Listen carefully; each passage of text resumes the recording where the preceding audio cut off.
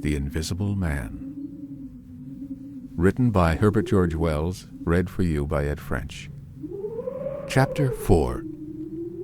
Mr. Cuss interviews the stranger. I have told of the circumstances of the stranger's arrival in Iping with a certain fullness of detail, in order that the curious impression he created may be understood by the reader. But, excepting two odd incidents, the circumstances of his stay until the extraordinary day of the club festival may be passed over very cursorily. There were a number of skirmishes with Mrs. Hall on matters of domestic discipline, but in every case until late April, when the first signs of penury began, he overrode her by the easy expedient of an extra payment.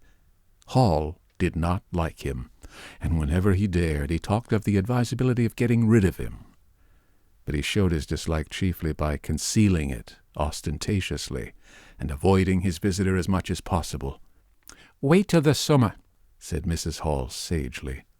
"When the artists are beginning to come, then we'll see. He may be a bit overbearing, but Bill Settle Punctual is Bill Settle Punctual, whatever you'd like to say." The stranger did not go to church, and indeed made no difference between Sunday and the irreligious days, even in costume. He worked, as Mrs. Hall thought, very fitfully. Some days he would come down early and be continuously busy. On others he would rise late, pace his room, fretting audibly for hours together, smoke, sleep in the armchair by the fire. Communication with the world beyond the village he had none. His temper continued very uncertain. For the most part, his manner was that of a man suffering under almost unendurable provocation, and once or twice things were snapped, torn, crushed, or broken in spasmodic gusts of violence. He seemed under a chronic irritation of the greatest intensity. His habit of talking to himself in a low voice grew steadily upon him, but though Mrs. Hall listened conscientiously, she could make neither head nor tail of what she heard. He rarely went abroad by daylight, but at twilight he would go out muffled up invisibly, whether the weather were cold or not, and he chose the loneliest paths and those most overshadowed by trees and banks. His goggling spectacles and ghastly bandaged face under the penthouse of his hat came with a disagreeable suddenness out of the darkness upon one or two home-going labourers, and Teddy Henfrey, tumbling out of the scarlet coat one night at 9:30, was scared shamefully by the stranger's skull-like head. He was walking hat in hand, lit by the sudden light of the opened inn door. Such children as saw him at nightfall dreamt of bogies, and it seemed doubtful whether he disliked boys more than they disliked him, or the reverse, but there was certainly a vivid enough dislike on either side. It was inevitable that a person of so remarkable an appearance and bearing should form a frequent topic in such a village as Iping. Opinion was greatly divided about his occupation. Mrs. Hall was sensitive on the point. When questioned, she explained very carefully that he was an experimental investigator, going gingerly over the syllables as one who dreads pitfalls.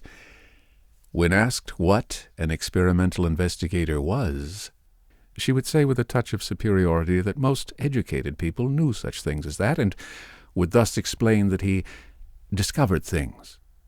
Her visitor had had an accident, she said, which temporarily discolored his face and hands, and being of a sensitive disposition, he was adverse to any public notice of the fact. Out of her hearing there was a view largely entertained that he was a criminal trying to escape from justice by wrapping himself up so as to conceal himself altogether from the eye of the police. This idea sprang from the brain of Mr. Teddy Henfrey. No crime of any magnitude dating from the middle or end of February was known to have occurred. Elaborated in the imagination of Mr. Gould, the probationary assistant in the National School, this theory took the form that the stranger was an anarchist in disguise, preparing explosives, and he resolved to undertake such detective operations as his time permitted. These consisted for the most part in looking very hard at the stranger whenever they met, or in asking people who had never seen the stranger leading questions about him. But he detected nothing. Another school of opinion followed Mr. Fearon's side, and either accepted the piebald view or some modification of it, as, for instance, Silas Durgan, who was heard to assert that if he chooses to show himself at fairs, he'd make his fortune in no time. Being a bit of a theologian, compared the stranger to the man with the one talent. Yet another view explained the entire matter by regarding the stranger as a harmless lunatic. That had the advantage of accounting for everything straight away. Between these main groups there were waverers and compromisers. Sussex folk have few superstitions, and it was only after the events of early April that the thought of the supernatural was first whispered in the village. Even then it was only credited among the women folk. But whatever they thought of him, people in Iping on the whole agreed in disliking him. His irritability, though it might have been comprehensible to an urban brain worker, was an amazing thing to these quiet Sussex villagers. The frantic gesticulations they surprised now and then, the headlong pace after nightfall that swept him upon them round quiet corners, the inhuman bludgeoning of all tentative advances of curiosity, the taste for twilight that led to the closing of doors, the pulling down of blinds, the extinction of candles and lamps. Who could agree with such goings-on? They drew aside as he passed down the village, and when he had gone by, young humorists would up with coat collars and down with hat brims, and go pacing nervously after him in imitation of his occult bearing. There was a song popular at that time, The Bogeyman. Miss Satchel sang it at the schoolroom concert, in aid of the church lamps. Thereafter, whenever one or two of the villagers were gathered together and the stranger appeared, a bar or so of this tune, more or less sharp or flat, was whistled in the midst of them. Also belated little children would call "Bogeyman" after him and make off tremulously elated. Cuss, the general practitioner, was devoured by curiosity. The bandages excited his professional interest. The report of the 1,001 bottles aroused his jealous regard. All through April and May he coveted an opportunity of talking to the stranger, and at last, towards Whitsuntide, he could stand it no longer, but hit upon the subscription list for a village nurse as an excuse. He was surprised to find that Mr. Hall did not know his guest's name. "He give a name," said Mrs. Hall, an assertion which was quite unfounded. "but I didn't rightly hear it." She thought it seemed so silly not to know the man's name. Cuss rapped at the parlor door and entered. There was a fairly audible imprecation from within. "Pardon my intrusion," said Cuss. Then the door closed and cut Mrs. Hall off from the rest of the conversation. She could hear the murmur of voices for the next 10 minutes. Then a cry of surprise, a stirring of feet, a chair flung aside, a bark of laughter, quick steps to the door, and Cuss appeared, his face white, his eyes staring over his shoulder. He left the door open behind him, and without looking at her strode across the hall and went down the steps, and she heard his feet hurrying along the road. He carried his hat in his hand. She stood behind the door, looking at the open door of the parlor. Then she heard the stranger laughing quietly, and then his footsteps came across the room. She could not see his face where she stood. The parlor door slammed, and the place was silent again. Cuss went straight up the village to Bunting, the vicar. "Am I mad?" Cuss began abruptly, as he entered the shabby little study. "Do I look like an insane person? What's happened?" said the vicar, putting the ammonite on the loose sheets of his forthcoming sermon. "A chap at the inn." "Well?" "Give me something to drink," said Cuss, and he sat down. When his nerves had been steadied by a glass of cheap sherry, the only drink the good vicar had available, he told him of the interview he had just had.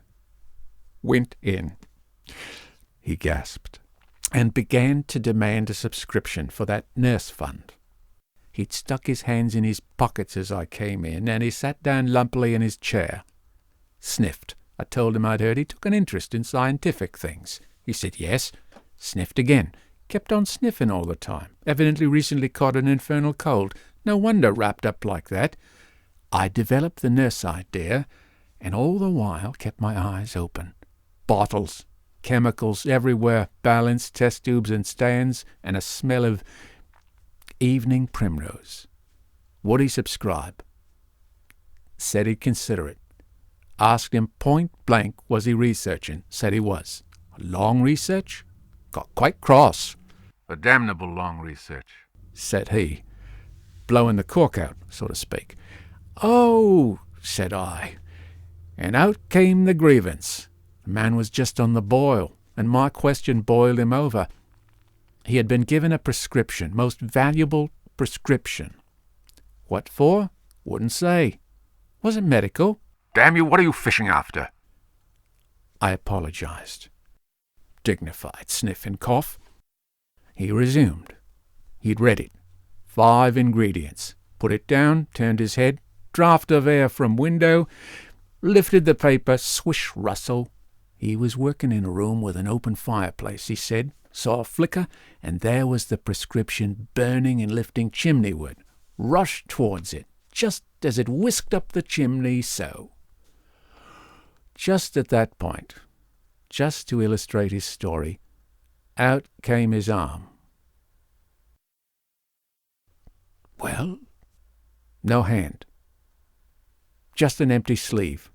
Lord, I thought, that's a deformity. Got a cork arm, I suppose, and has taken it off. Then I thought, there's something odd in that.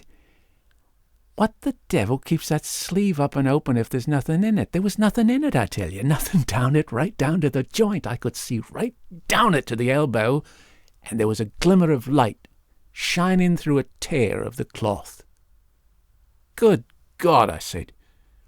Then he stopped, stared at me with those black goggles of his, and then at his sleeve. Well, that's all. Never said a word, just glared, and put his sleeve back in his pocket quickly.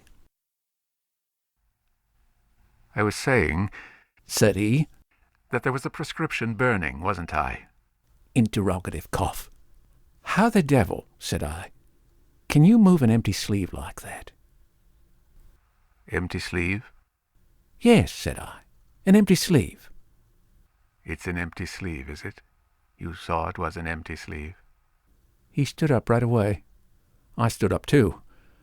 He came towards me in 3 very slow steps and stood quite close, sniffed venomously. I didn't flinch, though I'm hanged if that bandage knob of his and those blinkers aren't enough to unnerve anyone coming quietly up to you. You said it was an empty sleeve? Certainly, I said. Then, very quietly, he pulled his sleeve out of his pocket again and raised his arm towards me as though he would show it to me again. He did it very, very slowly. I looked at it. Seemed an age. Well, said I, clearing my throat, there's nothing in it. I had to say something. I was beginning to feel frightened. I could see right down it. He extended it straight towards me. Slowly, slowly, just like that, until the cuff was 6 inches from my face. Queer thing to see an empty sleeve come at you like that. And then, well,